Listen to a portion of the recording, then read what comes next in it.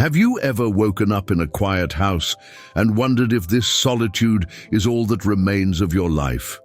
That empty feeling when the clock ticks loudly in the hallway, and you realize no one else will walk through your door today. Living alone after 65 doesn't have to feel like an ending. In fact, it might be the beginning of your most authentic chapter yet. Think about it. For decades, your schedule was likely determined by others. Work demands, family needs, endless responsibilities. But now you have something precious. The freedom to craft days that truly reflect who you are. This isn't a retreat from life. It's an invitation to live more deliberately than ever before. Today, I want to share 7 powerful actions that can transform your experience of living alone in your golden years. These aren't just suggestions. In my opinion, they're keys to creating a life that feels rich, connected, and meaningful, even when you're the only one coming home at the end of the day. Living alone after 65 comes with unique challenges, doesn't it? The silence can sometimes feel heavy. Decisions, from what to eat for dinner to whether that strange sound means the furnace needs repair, rest entirely on your shoulders. Without the natural structure that work or family responsibilities once provided, days can blur together. Health concerns might loom larger when there's no one immediately available to help. And yes, there can be moments of loneliness that catch you by surprise. But here's what many don't realize. This stage also offers unprecedented freedom. Freedom to establish routines that honor your natural rhythms. Freedom to pursue interests you've postponed for decades. Freedom to create a living space that perfectly reflects your preferences. And perhaps most importantly, freedom to know yourself more deeply than ever before. By the end of our time together, you'll have practical, actionable strategies to make living alone not just manageable, but deeply satisfying. You'll learn how to establish grounding routines, strengthen meaningful connections, care for your body with intention, harness technology for connection, find joy in nurturing something, nourish yourself properly, and maintain emotional balance. These 7 practices have helped thousands transform their experience of solitary living from one of isolation to one of peaceful independence.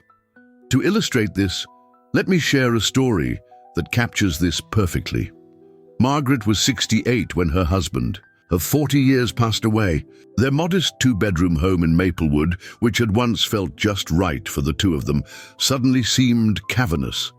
Every empty chair, every quiet meal, every decision made alone reminded her of her loss. Her children called regularly from their homes across the country, but after hanging up, the silence would return, heavier than before. "I don't know what to do with all this emptiness," she confided to her neighbor Eleanor one afternoon. They sat on Eleanor's front porch, the autumn leaves creating a golden carpet across the lawn. "Everything feels purposeless now." Eleanor, at 75, had been living alone for nearly a decade after her own divorce. She set down her teacup and studied Margaret's face. "May I ask you something?" Eleanor said gently. "When was the last time you did something simply because it brought you joy, not because someone expected it of you?" Margaret blinked, surprised by the question. I'm not sure I know anymore. Robert always loved my gardening, so I kept the flowers nice. I cooked because the grandchildren would visit. I kept the house tidy because Robert's colleagues sometimes dropped by." Eleanor nodded. "That's what I thought. You've spent decades shaping your life around others' needs and expectations. That's beautiful, Margaret, it truly is. But now you have an opportunity many never get." "An opportunity?" Margaret's voice caught. "That's not exactly how widowhood feels." "Not widowhood," Eleanor corrected. "Freedom. The freedom to discover who Margaret really is when she's not being someone's wife, someone's mother, someone's hostess or cook or gardener, just Margaret." The conversation continued as the afternoon light softened. Eleanor shared how she had initially floundered after her divorce, how the silence had felt like an accusation rather than an invitation. The turning point came when I realized I needed to establish my own rhythms, Eleanor explained. Not Robert's schedule or the children's needs or the community's expectations. Mine. She described how she began by creating simple morning and evening routines, rituals that anchored her days. I wake up and make my bed immediately, Eleanor said. It's a small act, but it starts my day with order and accomplishment. Then I brew tea, not coffee, which Henry always insisted on, and take it to my sunroom. I spend 20 minutes just sitting, watching the neighborhood wake up. Sometimes I read poetry, sometimes I just breathe. Margaret looked skeptical. And this helps? More than you might imagine. It gives me a foundation, something solid when emotions feel shaky. Then I get dressed properly, no lounging in pajamas, even if no one will see me. By 9, I've accomplished small things that remind me I am still here. My life still has shape and meaning. Before we continue, remember to like the video to help us continue creating content for you. Now back to where we were. Eleanor went on to describe how she gradually built a life that honored her newfound solitude without surrendering to isolation. She joined a weekly bird-watching group, not because she cared particularly about birds at first, but because it got her outdoors with others. She adopted an older cat from the shelter who needed little care but offered silent companionship. She learned to cook smaller portions of food she actually enjoyed, rather than catering to others' preferences. The hardest part, Eleanor admitted, was learning to rest when I needed to without feeling guilty, to take a nap in the afternoon if my body required it, to sit and do absolutely nothing sometimes. Henry always made me feel lazy if I wasn't productive every moment. Unlearning that took time. Margaret listened, her tea growing cold. "But don't you get lonely?" she finally asked, voicing her deepest fear. Eleanor's smile was warm but honest. "Of course I do. Loneliness visits everyone, Margaret, even people in crowded houses. The difference is that I've learned not to fear it. When it comes, I acknowledge it. Sometimes I call one of my children. Sometimes I walk to the park and just watch families play. Sometimes I let myself feel it fully, knowing it will pass." As dusk approached, Margaret rose to leave. "I should get back, the house will be dark." Eleanor touched her arm gently. "Then turn on all the lights, Margaret. Play music that you love, not what Robert preferred. Make the space yours. This is your time now." Over the following weeks, Margaret began tentatively implementing some of Eleanor's suggestions. She established a simple morning meditation using an app her granddaughter recommended.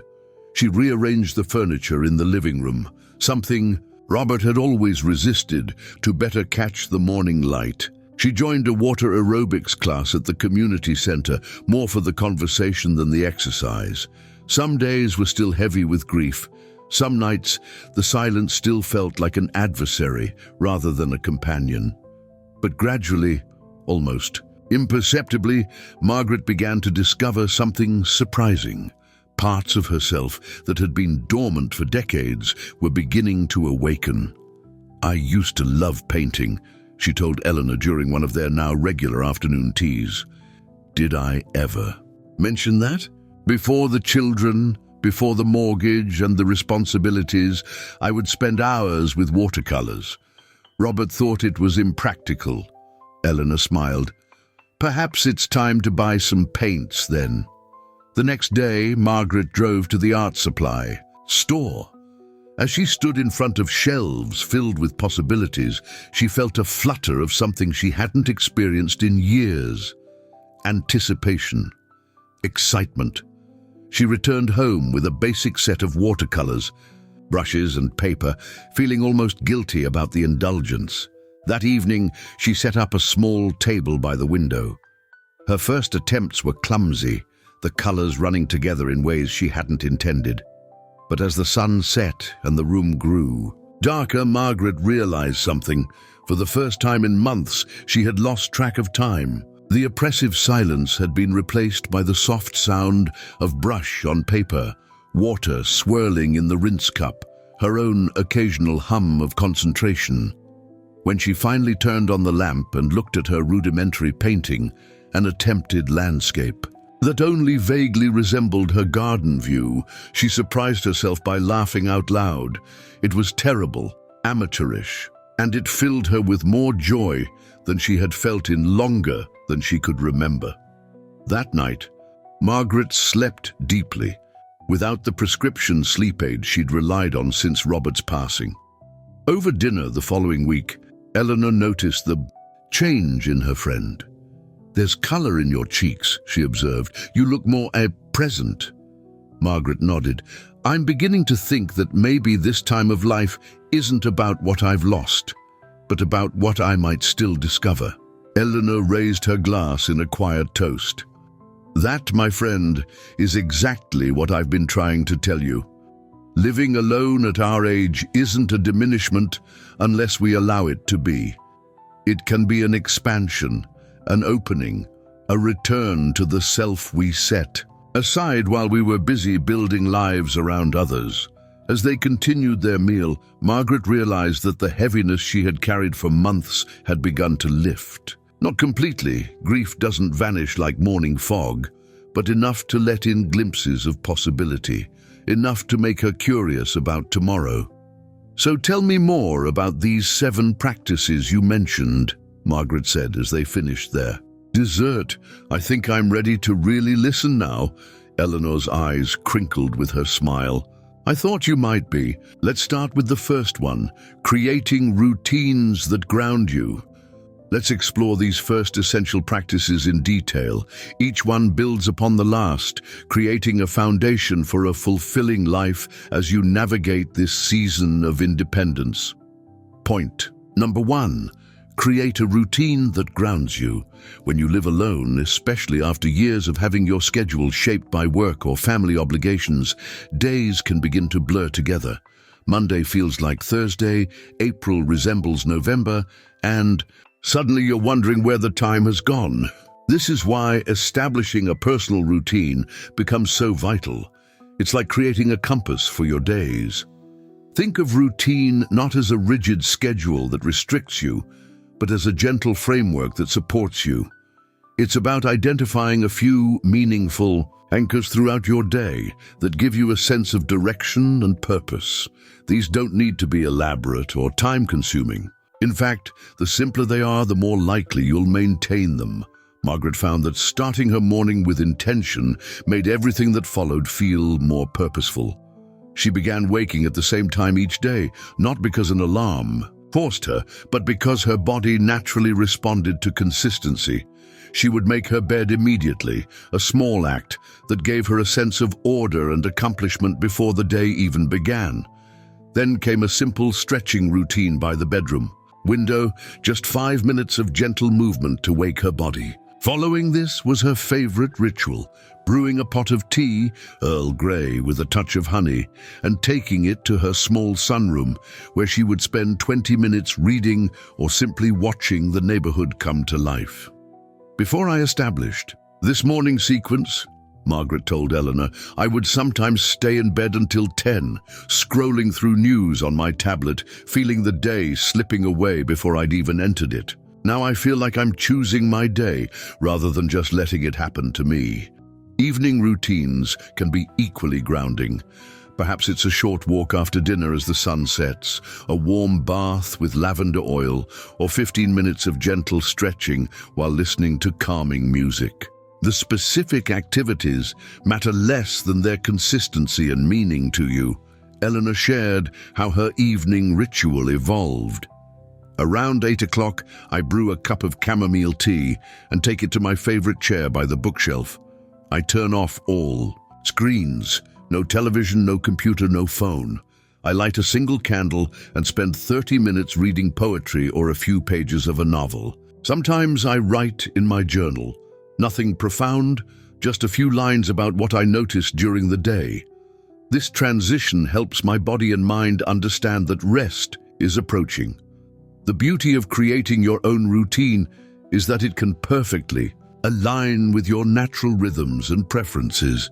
If you're a morning person, perhaps you wake early for a sunrise walk before the world gets busy. If you've always been a night owl, maybe your creative pursuits happen after dinner when your mind feels most alive.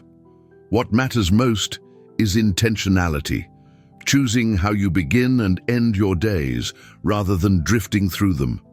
These simple anchors in time create a sense of continuity and purpose that is especially important when living alone. They remind you that while you may be solo, your days still have shape, meaning, and direction. Now, let's move to our second essential practice. Strengthen your social connections. Living alone doesn't mean living in isolation. In fact, maintaining and nurturing meaningful social connections becomes even more important when you're the only one coming home at the end of the day. Human beings are inherently social creatures. We need interaction, conversation, and the feeling of being seen and known by others to thrive. Margaret initially struggled with this concept. "I don't want to be a burden," she told Eleanor during one of their porch conversations. "Everyone is so busy with their own lives. My children have their families, my friends have their routines. Who wants a lonely widow tagging along?" Eleanor shook her head firmly. "That's your fear talking, not reality. Connection isn't about being entertained or taken care of. It's about mutual exchange. You have wisdom, time, and friendship to offer. That's valuable, Margaret. Never forget it." The key to strengthening social connections as we age isn't necessarily about creating an exhausting social calendar. It's about cultivating meaningful interactions with people who energize rather than deplete you. Quality always trumps quantity when it comes to relationships. Start with existing connections. Make it a point to reach out regularly to family and close friends, even if it's just a brief phone call or text message. Schedule these check-ins if needed. Perhaps Sunday afternoons become your time to call a different family member each week. These touchpoints maintain your place in the family narrative and keep you connected to those who know your history. Next, consider establishing new regular social touchpoints in your community. Margaret was initially hesitant about joining the community center's water aerobics class, but she discovered something unexpected. "The exercise is fine, but it's the coffee gathering afterward that I look forward to most. There's a group of us, all women over 60, most living alone, who sit and talk for an hour after class.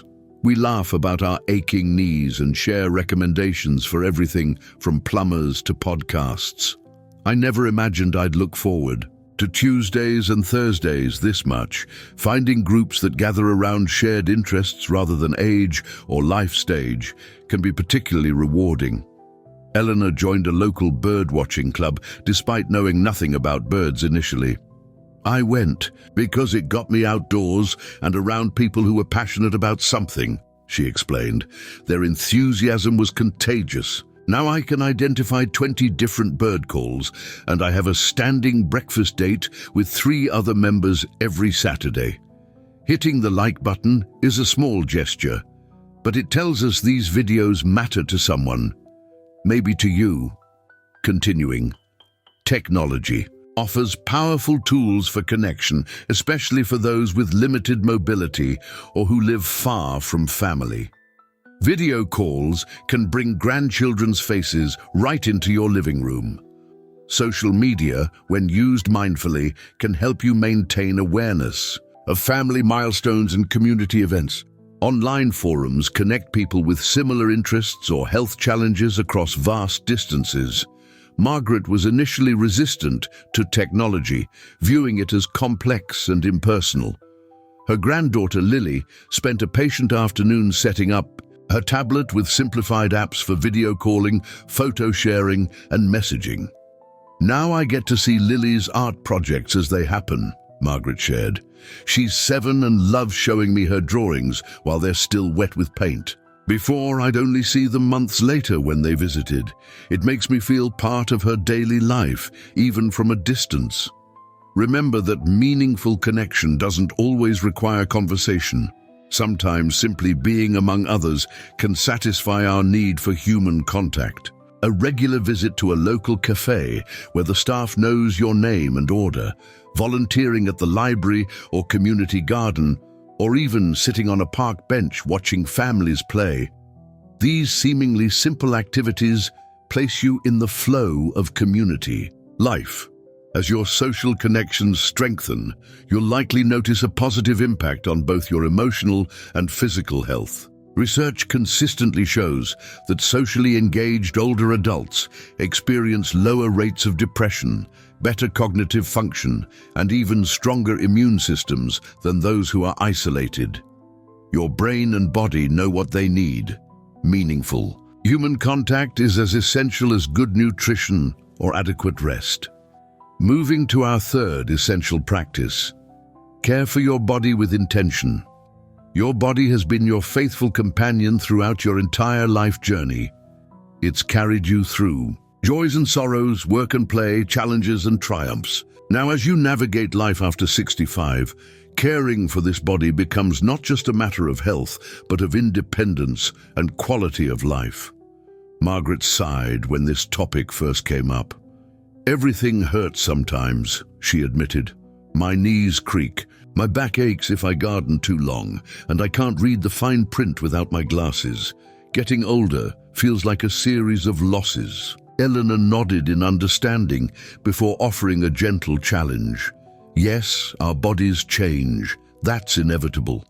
But what if we focus less on what our bodies can no longer do and more on what they still can do, and how to preserve those abilities as long as possible?" This shift in perspective, from viewing your body as betraying you to seeing it as still serving you faithfully, can transform how you approach self-care.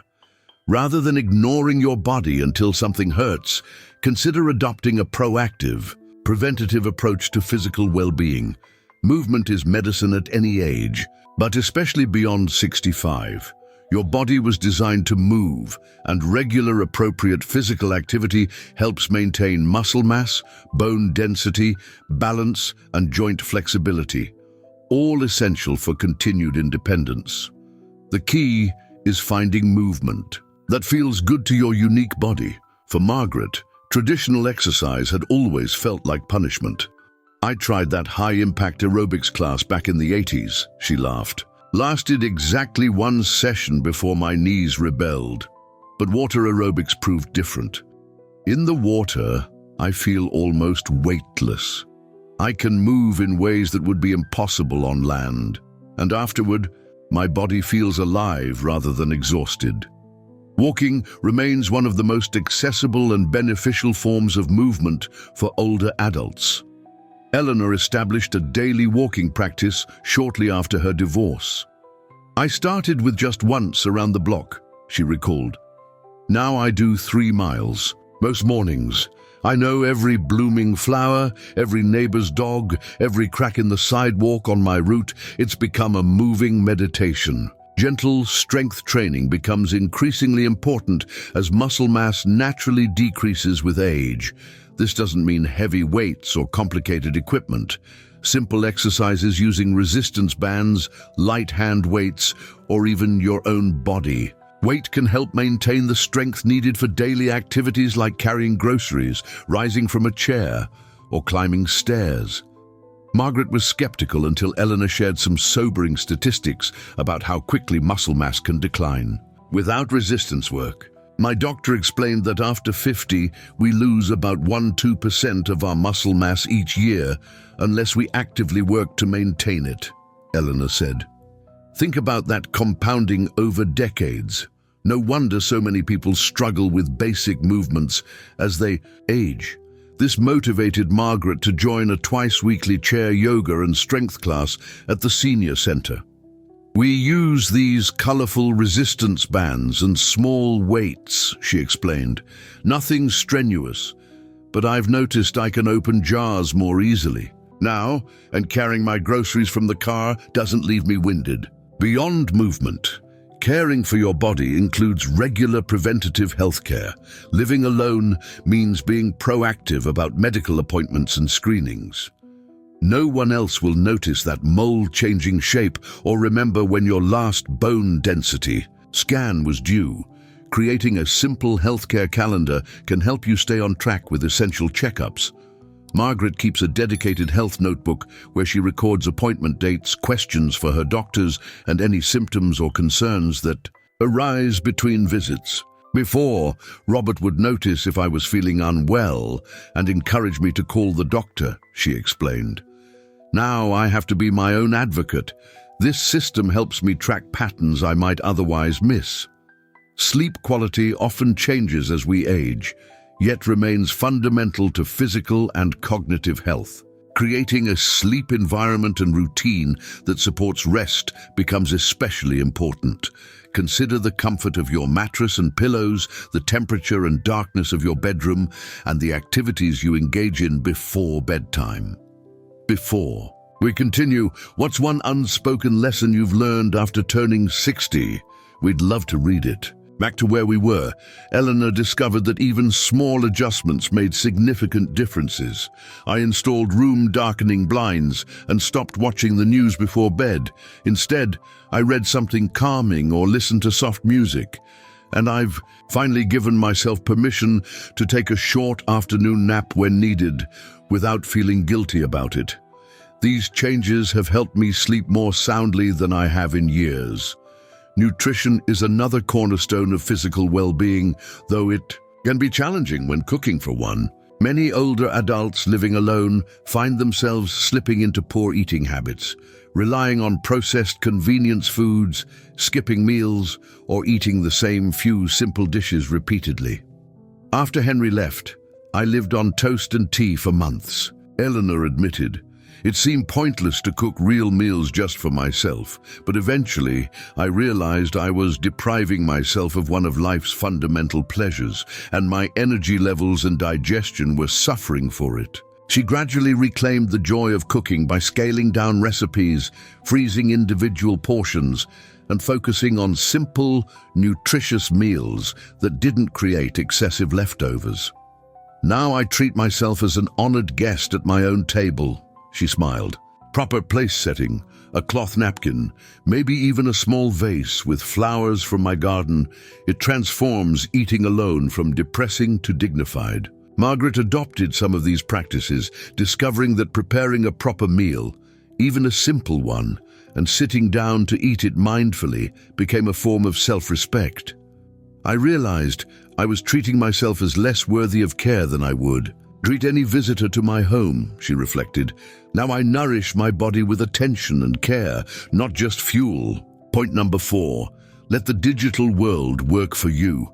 Technology often gets a bad reputation among older adults. Perhaps you felt intimidated by constantly changing devices, frustrated by complicated interfaces, or concerned about privacy and security. These are valid concerns. However, when approached selectively and with purpose, technology can significantly enhance your experience of living alone after 65. I resisted for so long, Margaret confessed. I saw my grandchildren constantly staring at screens and thought, that's not for me. I'm too old to learn all that. But I was really just afraid of feeling foolish or incompetent. Eleanor nodded in understanding. I felt the same way initially. The turning point came when my daughter moved to Australia. Suddenly, I had a compelling reason to master video calling. It was my connection to my only grandchild. The digital world doesn't have to be overwhelming or alienating. Start small, with applications that serve a clear purpose in your life. For Margaret, this began with video calling to see her grandchildren's faces. From there, she gradually expanded to a weather app that helped her plan her daily walks, an online library application that delivered audiobooks to her tablet, and eventually a meditation app that guided her through calming breathing exercises on restless nights. I was amazed at how much easier these things made my daily life, Margaret told Eleanor during one of their garden chats. Yesterday it looked like rain, but my weather app showed it would clear by noon. Instead of canceling my plans, I just delayed my walk.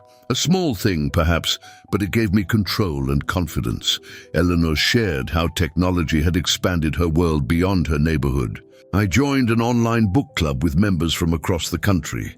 We meet via video once a month to discuss what we're reading. I've made friends with a retired teacher in Maine and a former nurse in Arizona, people I would never have encountered.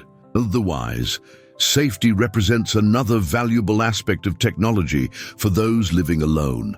Medical alert systems have evolved far beyond the limited "help, I've fallen" devices of previous decades. Today's options include unobtrusive wearables that can detect falls automatically, smartphone apps that regularly check in and alert emergency contacts if you don't respond, and home systems that can monitor movement patterns and notify family members of concerning changes. Margaret initially resisted such devices, viewing them as symbols of frailty or dependence. "I don't want to be monitored like a child," she protested. Eleanor gently reframed the situation. "It's not about being monitored. It's about creating a safety net that allows you to live more boldly. I think of my alert pendant as a tool for independence, not a sign of weakness. It gives me the confidence to try new things, knowing help is available if needed." Social media, approached mindfully, can provide meaningful connection and combat isolation. Margaret's granddaughter helped her set up a private family group where relatives shared photos and updates. "I love seeing what everyone is doing without waiting for the annual Christmas letter," Margaret said. "Last week, my nephew in Colorado posted pictures of his new puppy. We had a lovely conversation about the dogs I had growing up. It made me feel connected to my past and present simultaneously." Learning platforms offer another digital doorway to growth and engagement. Free or low-cost online courses abound on virtually every subject imaginable. Eleanor discovered a passion for art history through a series of virtual museum tours. "I visit the Louvre on Tuesday mornings," she laughed, "from my sunroom in Maplewood. The guide explains the paintings in such detail. I'm learning to see in new ways." The key to making technology work for you, rather than against you, lies in maintaining boundaries. Set specific times for checking news or social media rather than allowing them to interrupt throughout your day. Consider designating certain spaces, like your bedroom, as screen-free zones, and remember that digital connections complement rather than replace face-to-face interactions. "I use technology to enhance my life, not escape from it," Eleanor explained. "When I feel myself getting pulled too deeply into the online world, I know it's time to close the tablet and call a real friend for coffee." Now, let's explore our fifth essential practice. Rediscover the joy of caring for something. Human beings are nurturing creatures by nature. Throughout your life, you've likely cared for many others. Children, partners, parents, friends, colleagues. This fundamental aspect of your identity doesn't disappear when you begin living alone. Finding something to nurture can provide purpose, routine, and profound emotional satisfaction. For many, plants offer an accessible and rewarding opportunity for caregiving. Margaret, who had always enjoyed gardening but never had much time for it while raising her family, started small, a single African violet on her kitchen windowsill. "It needed so little," she said, "just water once a week and occasional turning toward the sun. But watching it thrive, seeing the new leaves unfurl and the purple blooms emerge, it gave me such unexpected joy. Soon one plant became 3, then 5. Now my kitchen window looks like a small conservatory." Eleanor's nurturing found expression through her rescue cat, Jasper. He came from the shelter at age 7, no longer a kitten with one torn ear and trust issues. Everyone wants the cute young ones, but I felt drawn to his cautious dignity. We were both starting over in our own ways. She described how caring for Jasper gave structure to her mornings and evenings.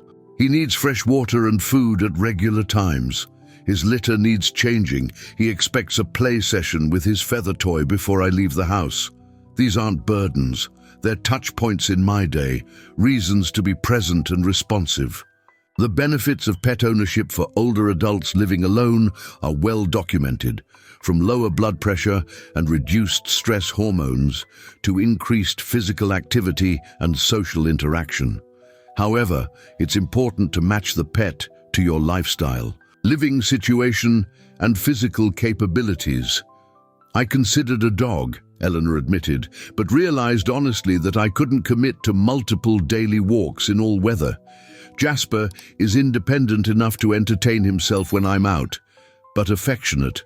When I'm home, he's the perfect companion for this stage of my life. If pets aren't practical for your situation, consider other forms of nurturing. Volunteer to read to children at the local library. Offer to water a neighbor's plants when they travel. Join a community garden where your care helps cultivate shared beauty and food.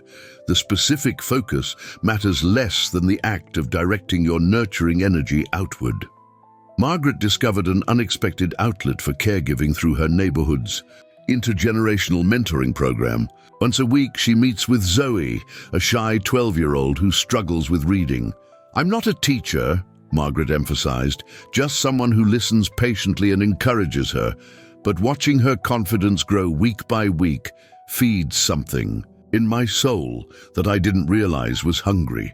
The act of nurturing connects you to the continuous cycle of growth and care that defines human experience. It reminds you that your attention and effort still create ripples of positive change in the world. This knowledge serves as a powerful antidote to the feeling of invisibility that sometimes accompanies aging. Let's continue with our sixth essential practice. Fuel your body with purpose. Nutrition takes on new importance when you live alone after 65. Your changing body has specific nutritional needs to support muscle maintenance, bone density, cognitive function, and immune response.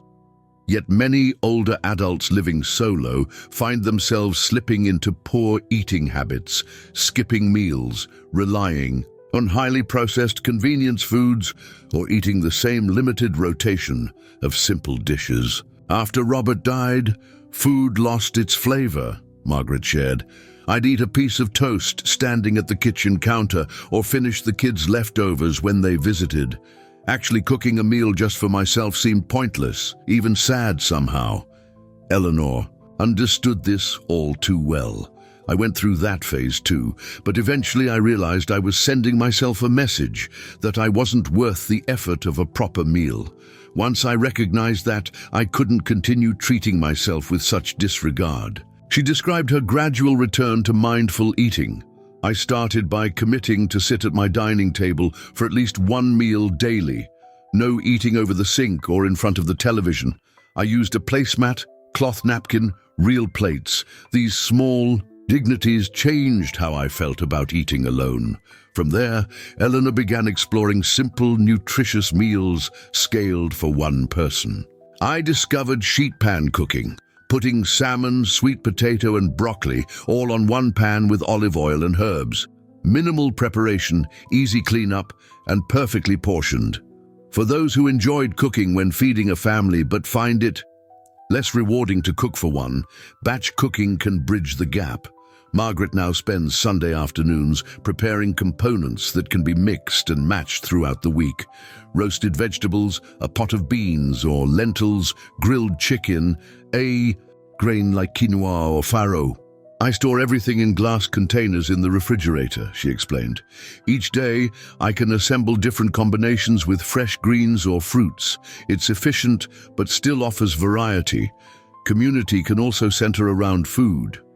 Eleanor joined a monthly supper club where members take turns hosting simple potluck dinners. "We're all in similar life situations, mostly living alone, over 60. There's no pressure for elaborate menus. What matters is the sharing, the conversation around the table."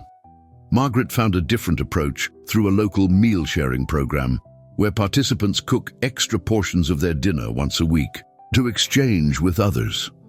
"Every Wednesday, I prepare my mother's lasagna recipe. Enough for 4 servings. I keep one for dinner, one for lunch the next day, and exchange the others with 2 neighbors.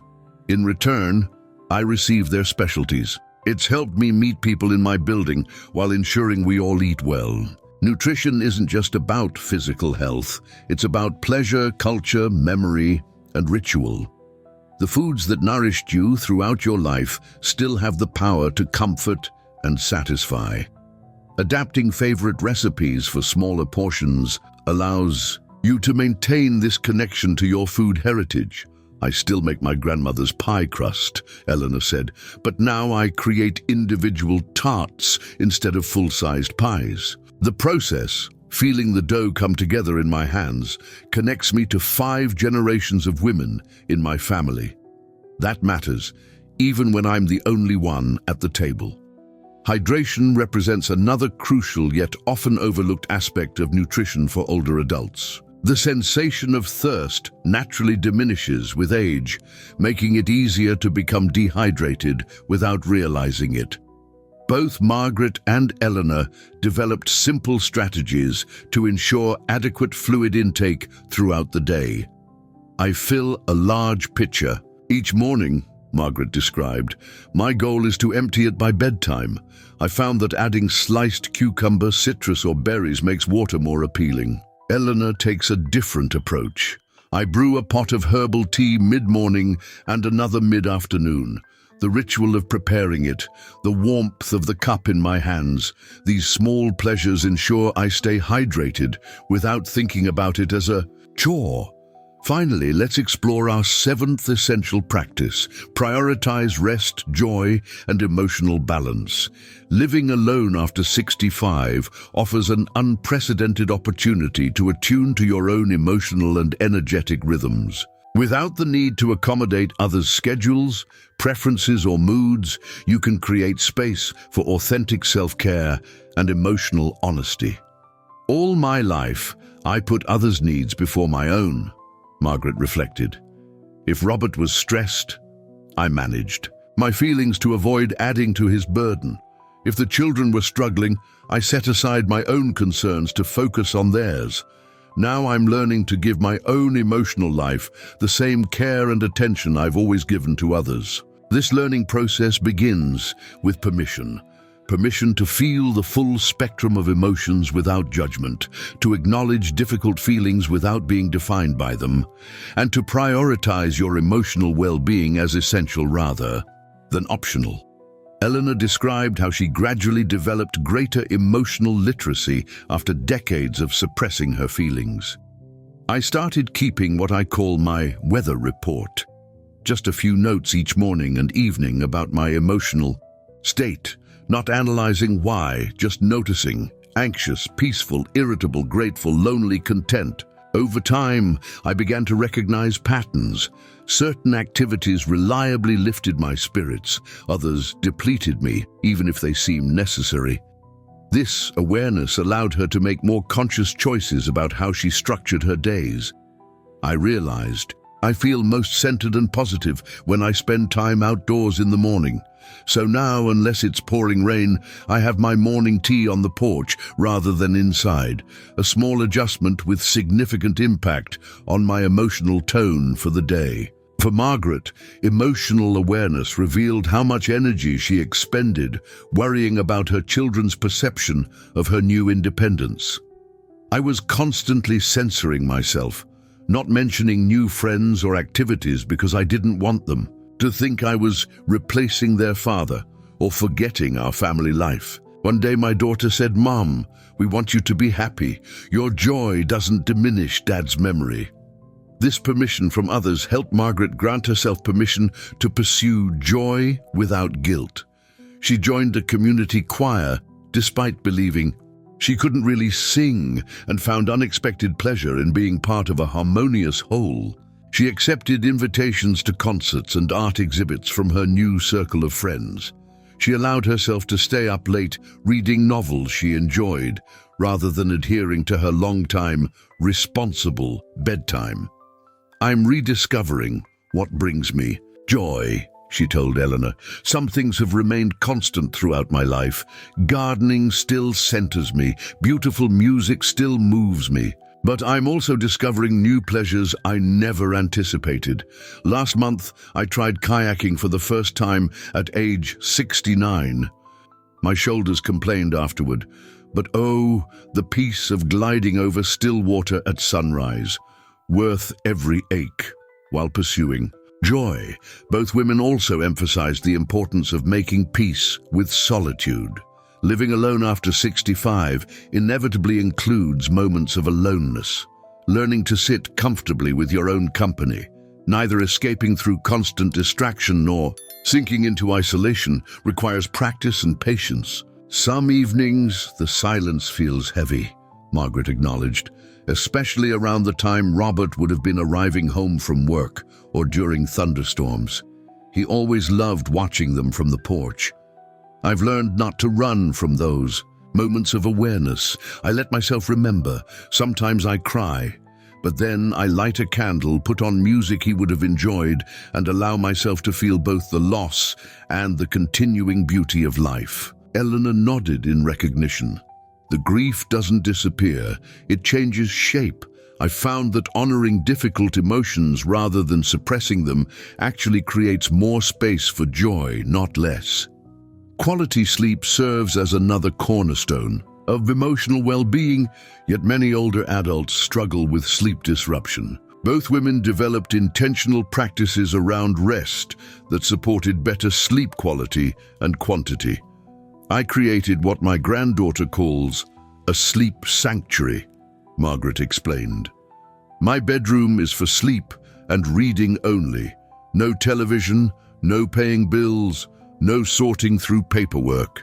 The lighting is soft, the bedding inviting. I have lavender linen spray that signals to my brain it's time to wind down. Eleanor established a consistent pre-sleep routine that helps her transition from activity to rest. About an hour before bedtime, I dim the lights throughout the house. I spend 10 minutes tidying up, not deep cleaning, just creating order for the morning. Then I have a warm shower, do gentle stretches for my back, and read something calming until my eyes grow heavy. Both women also discovered the value of occasional naps without guilt or apology. My energy naturally dips in the early afternoon, Eleanor said. Fighting it left me foggy and irritable for hours. Now I simply lie down for 20 minutes after lunch. I don't always sleep, but just resting restores my energy for the remainder of the day. Beyond sleep, both women emphasized the importance of managing energy rather than just time.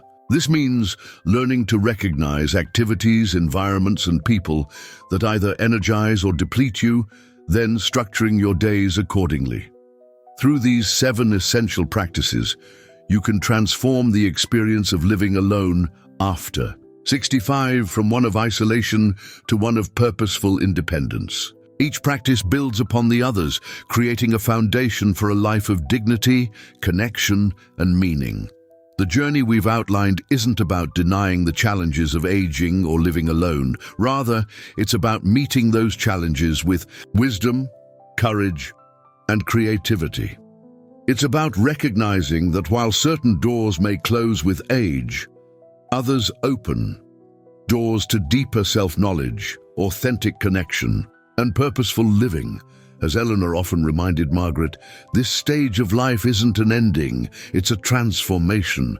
Our task isn't to cling to what was, but to discover what can be. 6 months after their initial conversation on Eleanor's porch, the two women sat in Margaret's newly rearranged sunroom.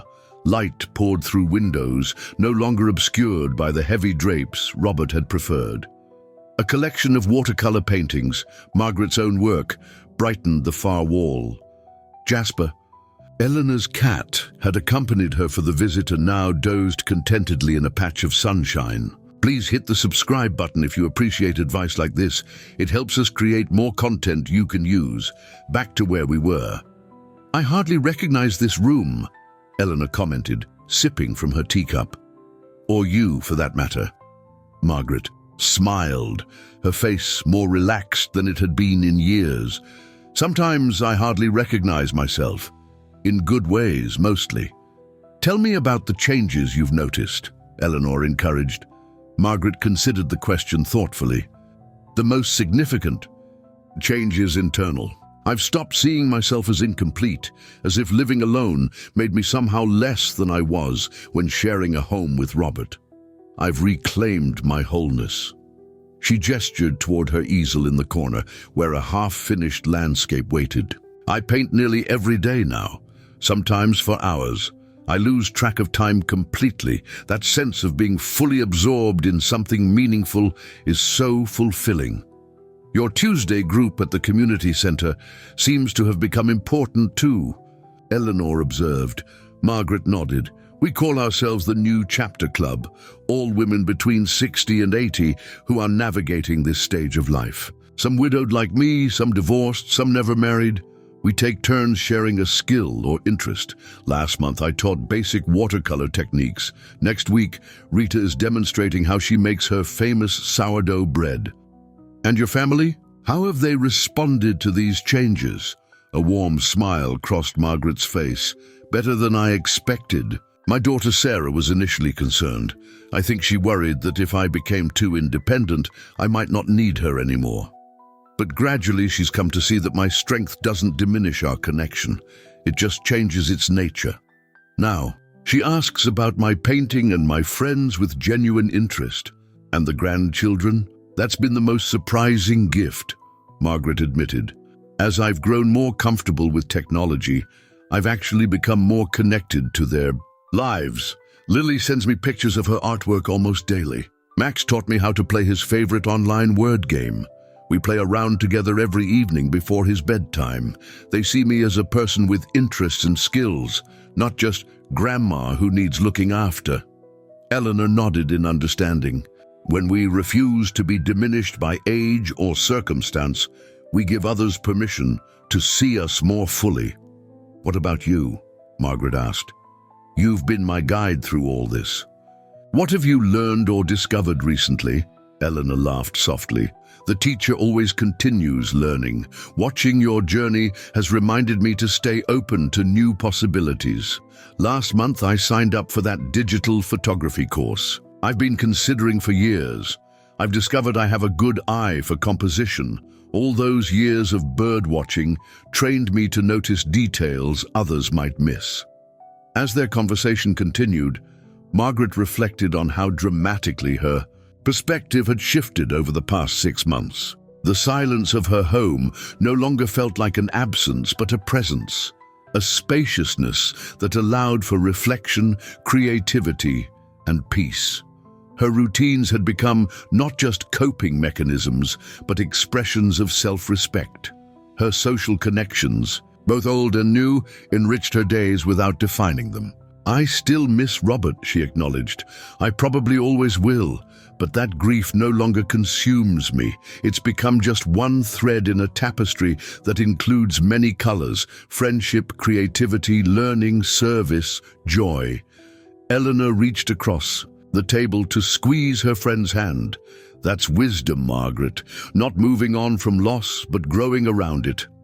As the afternoon light began to soften, the two women moved to Margaret's porch. From here, they could watch the neighborhood children returning from school, hear birds calling from nearby trees, feel the gentle shift from day toward evening. So what's next for you? Eleanor asked. Any new horizons calling? Margaret smiled. Sarah has invited me to visit her in Arizona next month. In the past, I would have hesitated to travel alone, but now I'm actually looking forward to the adventure of it. I've already researched art museums near her home that I want to explore. Wonderful, Eleanor approved.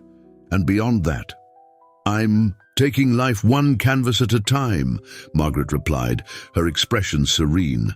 But I'm no longer afraid of blank pages. They represent possibility, not emptiness. As you reflect on your own journey through the later years of life, perhaps you see echoes of Margaret's experience, the challenges of navigating solitude, the process of rediscovering yourself beyond roles that may have defined you for decades, the opportunity to craft days that truly reflect your values and preferences. Whether you've lived alone for years or are just beginning this chapter, remember that living solo doesn't mean living in isolation.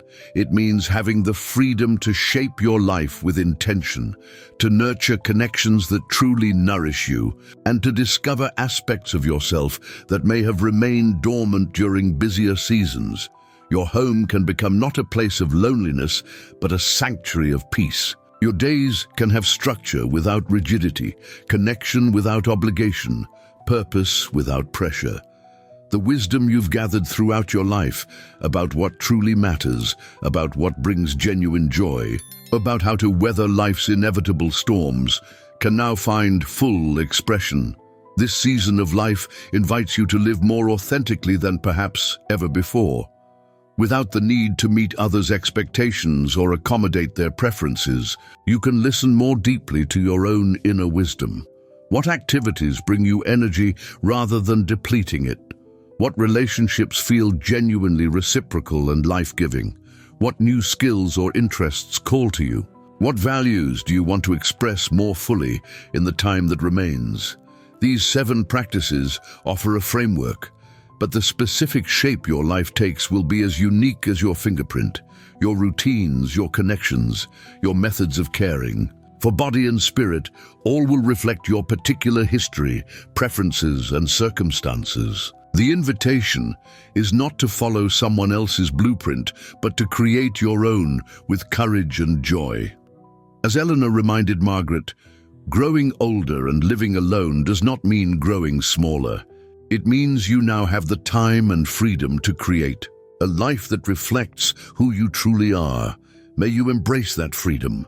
May you discover new facets of yourself in this unique season. And may you find, as Margaret did, that living alone can be not just manageable, but deeply satisfying. A time of harvest after seasons of planting and tending, a time of integration after decades of gathering experience, a time of authentic self-expression after years of accommodation. Your story continues to unfold. These 7 practices are not the conclusion, but rather tools for writing the next chapters with wisdom, courage, and joy.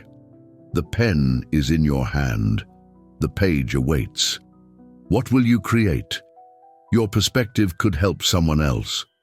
So what's something you wish you had known sooner? Thanks for watching. Subscribe for more advice tailored to your needs. Remember, your best years are ahead.